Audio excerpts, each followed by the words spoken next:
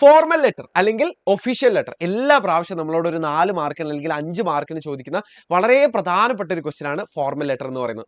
നമുക്ക് ആദ്യം ഒരു മോഡൽ ക്വസ്റ്റ്യൻ നോക്കാം. അതിനുശേഷം എങ്ങനെയാണ് ഒരു ഫോർമൽ ലെറ്റർ എഴുതേണ്ടത് എന്നുള്ളത് ഞാൻ പറഞ്ഞുതരാം. ഇതിന്റെ ഒരു മോഡൽ ആൻസർ ഞാൻ നിങ്ങൾക്ക് കാണിച്ചു തരാം.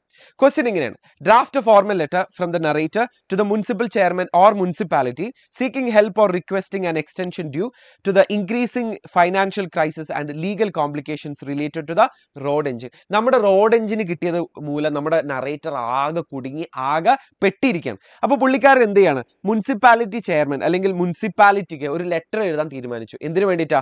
ഒന്ന് ഡേറ്റ് നീട്ടി കിട്ടാൻ, അല്ലെങ്കിൽ പുള്ളിക്കാരന് ഈ ഒരു റോഡ് എഞ്ചിൻ അവിടുന്ന് എടുത്ത് മാറ്റാൻ കുറച്ച് കാലാവധി നീട്ടി കിട്ടാൻ വേണ്ടിയിട്ടും എക്സ്റ്റൻഷന് വേണ്ടിയിട്ടും, അതുപോലെ തന്നെ പുള്ളിക്കാരൻ ഒരുപാട് ഫൈനാൻഷ്യൽ ക്രൈസിസ് ഉണ്ട്, ഒരുപാട് ലീഗൽ കോംപ്ലിക്കേഷൻസ് ഉണ്ട്, നിയമപരമായിട്ടുള്ള കുറേ ബുദ്ധിമുട്ടുകളുണ്ട് എന്നൊക്കെ മുനിസിപ്പാലിറ്റിയോട് പറയാൻ, അല്ലെങ്കിൽ ഇതിന് കുറച്ച് സമയം നീട്ടി തരണം എന്ന് റിക്വസ്റ്റ് ചെയ്യാൻ ഒരു ഫോർമൽ ലെറ്റർ എഴുതാൻ വേണ്ടിയിട്ടാണ് നമ്മളോട് പറഞ്ഞിരിക്കുന്നത്. അപ്പോൾ ഫോർമൽ ലെറ്റർ എഴുതുന്ന സമയത്ത് നമ്മൾ ആദ്യം നമ്മുടെ അഡ്രസ്സ് എഴുതണം. നമ്മുടെ എന്ന് വെച്ചാൽ നമ്മുടെ അല്ല, ആരാണോ ലെറ്റർ എഴുതുന്നത്. ഇപ്പം നറേറ്റർ ആണ് ലെറ്റർ എഴുതുന്നത്. അപ്പം നറേറ്ററുടെ പേര്, നറേറ്ററുടെ അഡ്രസ്സ് എന്താണെന്നുള്ളത് കൊടുക്കുക.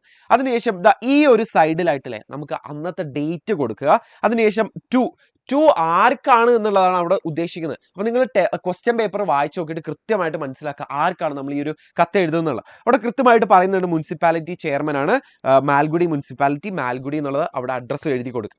ഇനി നമ്മൾ ഒഫീഷ്യൽ ലെറ്റർ അല്ലെങ്കിൽ നമ്മുടെ ഫോർമൽ ലെറ്റർ നിർബന്ധമായിട്ടും കൊടുക്കേണ്ടതാണ് ഈ സബ്ജക്റ്റ് എന്ന് പറയുന്നത്. അപ്പോൾ എന്ത് വിഷയത്തിനാണ് നമ്മൾ ഇങ്ങനെ ഒരു ലെറ്റർ എഴുതുന്നത് എന്നുള്ളതാണ് അവിടെ കൊടുക്കേണ്ടത്. So request for assistance regarding the road engine. ഈ റോഡ് എഞ്ചിനുമായിട്ട് ബന്ധപ്പെട്ടുള്ള കുറച്ച് കാര്യങ്ങൾക്ക് എനിക്ക് സഹായം വേണം എന്നുള്ളതാണ് നമ്മൾ അവിടെ പറയുന്നത്.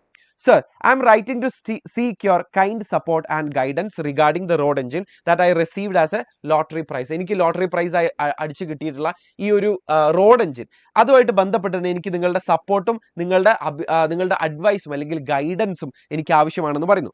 Due to its enormous size and the difficulty in maintaining it, I am facing serious financial problems. അതിൻ്റെ ഒരു സൈസും അതിൻ്റെ ഡിഫിക്കൽട്ടി, അത് മെയിൻറ്റെയിൻ ചെയ്യാനുള്ള ഡിഫിക്കൽട്ടിയും കാരണം ഞാൻ ഒരുപാട് സാമ്പത്തികമായ പ്രശ്നത്തിലാണ്. In addition the recent legal that arose while attempting to move the road engine have made the situation even more difficult. ഈ അടുത്ത കാലത്ത് ഞാൻ അതിനെ മൂവ് ചെയ്യാൻ ശ്രമിച്ച സമയത്തില്ലേ ഉണ്ടായിട്ടുണ്ടായിരുന്ന ഒരുപാട് ലീഗൽ പ്രോബ്ലംസ് അല്ലെങ്കിൽ നിയമപരമായ പ്രശ്നങ്ങൾ അതിലേക്ക് എരിതിയിലേക്ക് എണ്ണ ഒഴിച്ച പോലെ ആയിട്ടുണ്ട്. I humbly request the municipality to grant me an extension of time and provide any possible assistance in handling or removing the engine from its present location. ഈ റോഡ് എഞ്ചിൻ ഇപ്പോൾ എവിടെയാണോ ഉള്ളത് അത് അവിടെ നിന്ന് മാറ്റാൻ വേണ്ടിയിട്ട് കുറച്ച് സാവകാശം എനിക്ക് തരണം. അതുപോലെ നിങ്ങളുടെ ഭാഗത്ത് നിന്ന് എന്തെങ്കിലും ഹെൽപ്പ് ചെയ്യാൻ പറ്റുവാണെങ്കിൽ അതും എനിക്കൊന്ന് ചെയ്തു തരണം എന്ന് ഞാൻ പറയുന്നു. Your help in this matter will greatly relieve of the burden and prevent further complications. ഇനി കൂടുതൽ ആ കാര്യങ്ങൾ വഷളാകുന്നതിന് മുന്നേ നിങ്ങളുടെ സഹായം എന്നെ ഒരുപാട് ഹെൽപ്പ് ചെയ്യുന്നുള്ളതും നമുക്ക് അവിടെ പറയാം. ഇനി അവസാനത്തെ ഭാഗത്തിനെയാണ് നമ്മൾ കോംപ്ലിമെന്ററി ക്ലോസ് എന്ന് വിളിക്കുക. അത് നിങ്ങൾ പഠിച്ചില്ലെങ്കിലും കുഴപ്പമില്ല, പേര് പഠിച്ചില്ലെങ്കിലും കുഴപ്പമില്ല, പക്ഷേ നിങ്ങൾ എൻഡ് ചെയ്യുന്ന സമയത്ത് ഇങ്ങനെ കൊടുക്കണം കേട്ടോ. യോസ് ഫെയ്ത്ത്ഫുള്ളി എന്ന് കൊടുക്കാം, അല്ലെങ്കിൽ ജസ്റ്റ് താങ്ക് യു എന്ന് കൊടുക്കാം, അല്ലെങ്കിൽ വാം റിഗാർഡ്സ് എന്ന് കൊടുക്കാം, വാം റിഗാർഡ്സ് എന്നൊക്കെ കൊടുക്കാം. ഇങ്ങനെ നമ്മൾ നന്ദിയോടെ അല്ലെങ്കിൽ വിശ്വസ്തയോടെ എന്നൊക്കെ നമ്മൾ പറയില്ല കത്ത് ഫിനിഷ് ചെയ്യുമ്പോൾ, അതാണ് ഇതോട് ഉദ്ദേശിക്കുന്നത്. യോസ് ഫെയ്ത്ത്ഫുള്ളി എന്നിട്ട് ദ നറേറ്റർ എന്നുള്ള കൊടുക്കുക. നറേറ്റർ ആണ് എഴുതുന്നുണ്ടെങ്കിൽ അയാളുടെ പേര് കൊടുക്കുക. ഇത്രയേ ഉള്ളൂ ഒരു ഒഫീഷ്യൽ ലെറ്റർ എന്ന് പറയുന്നത്. സോ ഇതുപോലത്തെ വീഡിയോസ് നിങ്ങൾക്ക് ആവശ്യമാണെന്നുണ്ടെങ്കിൽ ഇപ്പോഴേ ഈ ഒരു ചാനൽ ഒന്ന് സബ്സ്ക്രൈബ് ചെയ്ത് വെച്ചേക്കുക.